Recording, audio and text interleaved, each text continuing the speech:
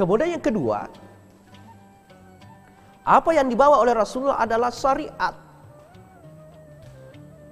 Syariat.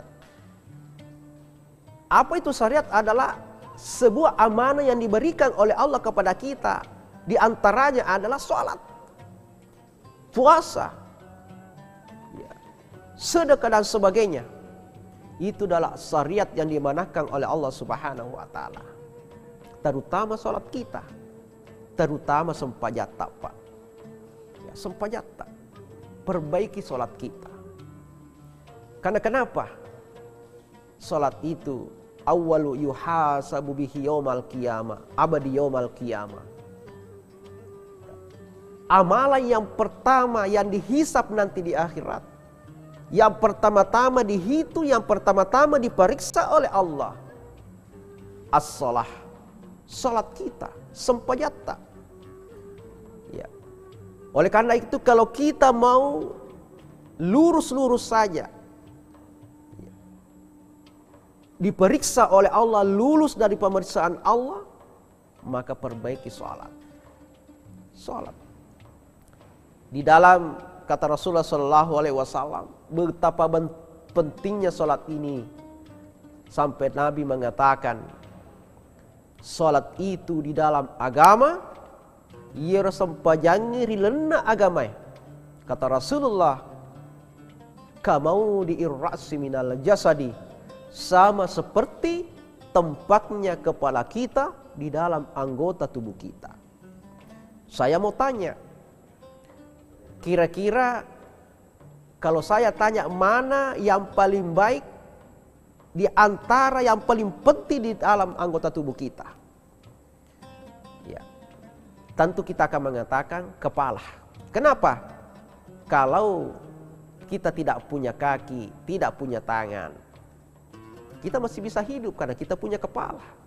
Tapi coba lengkap, kita punya kaki, angka ajeta, angka jarita. Kita punya tangan, tapi tidak ada kepala kita. Bagaimana? Ya. Apakah kita masih bisa dikatakan sebagai manusia? Tidak. Tidak, Pak. Oleh karena itu, maka penting kata Rasulullah untuk kemudian menunaikan ibadah yang namanya sholat. Karena pentingnya sholat itu diibaratkan bahwa orang yang tidak sholat, todena sempajang, makutu pasuju ulun nariolona pungala ta'ala, malas untuk sujud di hadapan Allah. Kata Rasulullah, pada dasarnya, hakikatnya dia orang tidak berkepala. Dega agak ulunna. Nah, ini tuh sabakna kenapa Allah Subhanahu wa taala menyuruh kita untuk salat. Magina suruh ki Allah taala masuk pajang. Padahal kalau kita mau pikir, ketika kita tidak sholat deto mas sempajang, itu kemudian tidak mengurangi kekuasaan dan kebesaran Allah. Seluruh alam semesta ini tidak ada yang menyembah Allah. Seluruh isi alam semesta ini tidak ada yang sujud kepada Allah. Maka itu tidak mempengaruhi posisi Allah, mempengaruhi kebesaran Allah. Tapi kenapa Allah menyuruh kita untuk sholat? Allah ingin memanusiakan kita. Loi pantaji tauki fungala ta'ala. Karena orang itu ada orang engkau tahu, engkau rufa tahu. Dalam bahasa Bugis, rufa tahu artinya rupanda mi tahu, tapi sifat-sifatnya, sifat-sifatnya tanya tahu. Artinya mukanya hanya manusia, tapi akhlaknya tidak bersifat seperti manusia yang berakhlak.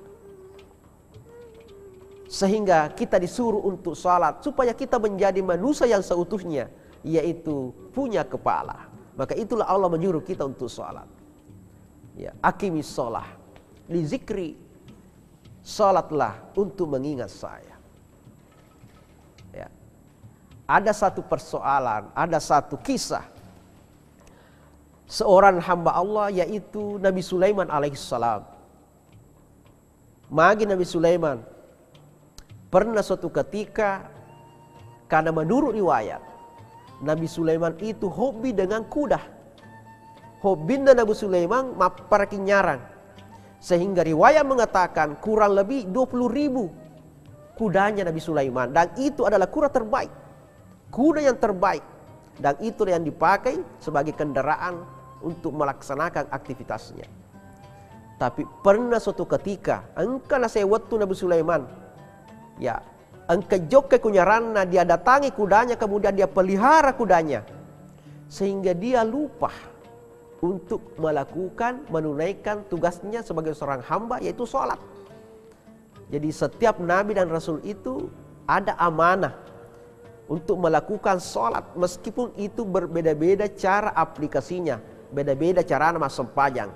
Tapi ia ruwet tuh naluhe mas sempajang Nabi Sulaiman. Maka apa yang terjadi pemirsa? Nabi Sulaiman menyembelih nagere mana nyaranna. Apakah kita bisa seperti itu? Dia sembelih seluruh kudanya. Nagere mana nyaranna. Kenapa? Gara-gara kuda ini sehingga saya lupa kepada Allah. Itulah tadi yang diabadikan oleh Allah dalam Al-Quran. Inni ahbabtu hubbal khair. Rasa cintaku kepada hal yang baik, rasa cintaku kepada hobi, kuda dan sebagainya, sehingga aku lupa mengingat Allah, lupa salat, menjalankan amanah dari Allah Subhanahu wa taala. Sehingga dengan itu nagere mana nginyaranna, dia sembelih seluruh kudanya. Karena kenapa? Buat apa saya memiliki kuda kalaupun itu kuda itu membuat saya lupa kepada Allah. Ya, menurut riwayat dia sembelih semua. Sehingga apa yang terjadi? Karena Nabi Sulaiman dia menyembelih kudanya karena Allah, ikhlas karena Allah, maka digantikan oleh Allah kendaraan yang paling terbaik yang pernah ada. Apa itu? Ditundukkan dia angin untuk menjadi kendaraannya. Nah, ini sebagai pesan untuk kita bahwa apapun profesi kita, kita sebagai seorang pegawai, seorang dosen, seorang guru, petani, karyawan, ya, kru dan sebagainya, kalau hal itu membuat kita lupa dengan Allah, lupa dan tidak mau menjalankan, menghalangi kita menjalankan syariat agama, menghalangi kita untuk sholat, tidak ada waktu untuk sholat karena aktivitas kita ini.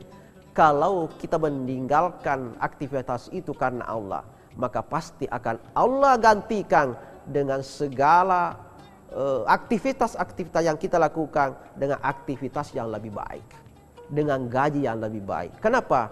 Kita meninggalkan semua itu karena Allah Subhanahu wa taala.